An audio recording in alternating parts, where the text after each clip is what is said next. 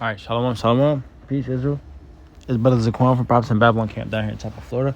I'd like to give our glory, honor, and praises to Yahweh, Bahashem, Yahweh Shai, Bahashem, Raha HaKodash. Double honors to the elders and apostles of the great millstone who do teach and rule well, and peace and salutations to the hope of let's scattered abroad. As you can see from the title, we're going to go into really quick Romans 3:3. Probably going to get like 4 or 5 verses, but we're touching up on the point that, just because, a person doesn't believe doesn't mean that what the Lord already has set in stone isn't going to come to pass. Okay. Just to hop into it. Romans 3 and verse 1 said, and this is an NIV in a Blue Letter Bible. I read the King James Version and I read the NIV. Romans 3:1, King James Version says, what advantage then hath the Jew, or what profit is there of circumcision?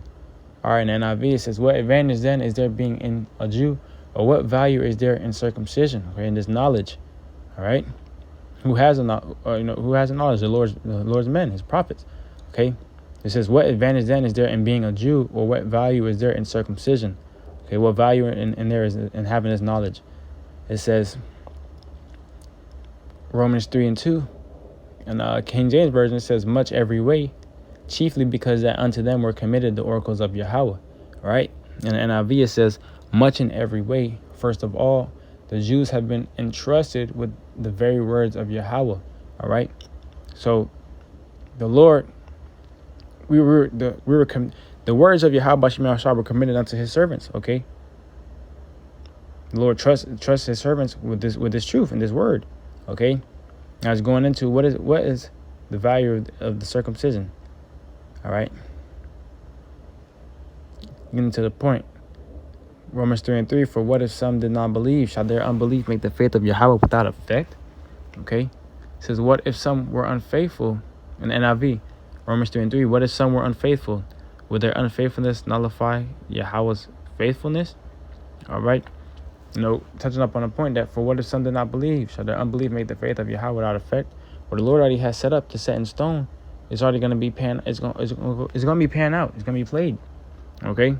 Just because someone doesn't believe what the probable prophecy says, or someone doesn't agree with the scriptures, doesn't mean that nothing is going to come to pass. Okay, America is going to be destroyed with 200 million thermal nukes. Thus said the Bible. Okay, and just because you might not believe that doesn't mean that it's not going to happen. Okay, it says Romans 3:3, not at all. Let God be true and every human being a liar, as it is written, so that you may be proved right when you speak and prevail when you judge. Okay. So let Yahweh be true and every man a liar. Okay. As it is written. All right. So let the Lord be true. You don't have to, you don't have to believe men. So let every man, let Yahweh be true and every man a liar. So the Lord is going to shoot forth on His own. Okay.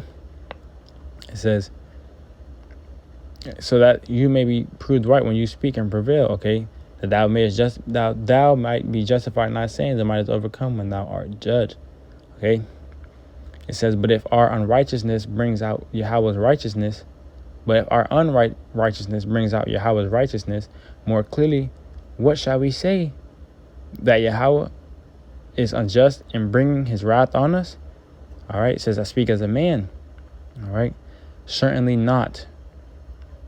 It says, Yahweh forbid. For then how shall Yahweh judge the world? Okay. Again, touching up on the point that, it doesn't make the Lord unrighteous, man. Okay. But if our unrighteousness brings out Yahweh's righteousness more clearly, what shall we say? That Yahweh is unjust in bringing His wrath on us? No, it's God, Yahweh forbid. Certainly not.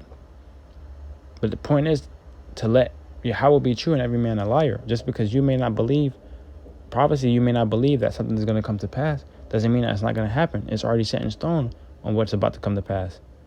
Okay, just hitting the nail on the head, touching up on the point. I'd like to give our glory on our praises to Yahweh Bahashim, Yahweh Shai, Bahashim, Raha HaKodash.